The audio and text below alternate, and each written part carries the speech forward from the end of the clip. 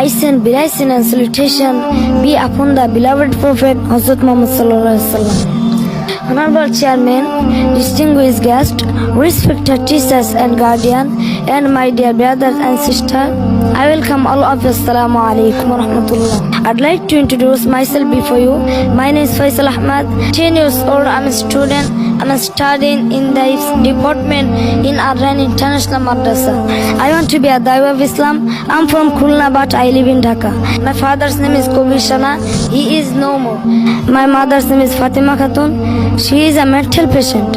Now I'd like to share my life story in brief. My father died before my coming in this world when I was 5 years old in my mother's home. Then he died. Mother became in mental ill. Now she is a mental patient. By the way, I feel